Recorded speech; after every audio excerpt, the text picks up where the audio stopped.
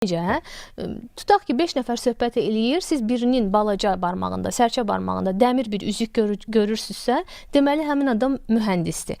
O mühəndislərin o dəmir üzüyü taxma tarixçəsi də çox maraqlıdır. Belə ki, Kanadalı mütəxəssislər, ümumiyyətlə Kanada dövləti mühəndislərin çiyninə ağır yük qoyduğunu düşünür. Əslində düz də düşünürlər. Çünki mühəndisin səhvi, yəni insanların həyatının bahasına başa gələ bilər. Ona görə də onların gördüyü işin məsuliyyətini onlara xatırladacaq bir nişanə kimi məhz həmin dəmir üzüyü seçiblər. Bunun da bir tarixçəsi var. 1907-ci ilin avqust ayında Quebec körpüsünün tikintisində Kanadada belə bir hadisə baş verir. İşçilərdən biri, Boavis adlanan işçi, görür ki, körpünün o dəmir sxemlərinin qurulmasında bir neçə detalda laxlama var, boşalma var. O istəyir ki, ustabaşına bunu çatdırsın, ancaq çatdırmağa imkanı olmur. Çünki o qışqıranda artıq körpü gürültü ilə sulara qərq olur. Neçə min tonluq dəmir körpü, dəmir konstruksiya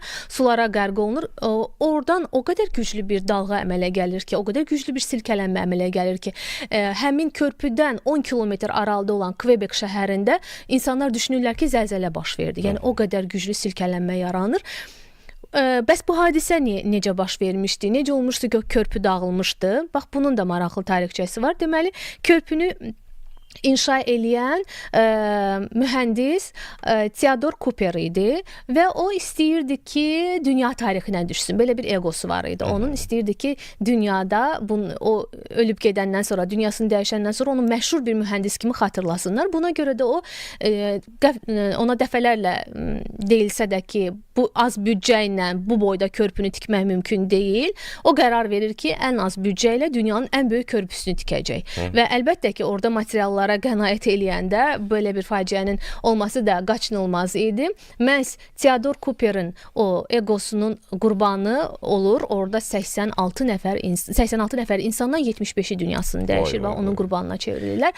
Və Kanada hökuməti də belə bir qərar qəbul eləyir ki, həmin suların içərisindən sonralar o dəmir konstruksiyalar çıxarıldıqca onlardan dəmir üzüklər hazırlanır. O Theodore Cooper'ın səhvini, belə deyim də, sonraki bütün mühəndislərə, sonraki bütün nəsillərə xatırlatmaq üçün onların barmağına dəmir üzük taxırlar. Günay, Theodore Cooper indi yaşasaydı, mən onu əyani şəkildə izah eləyərdim ki, onu necə reallaşdırmaq olar, hətta göstərə də bilərdim.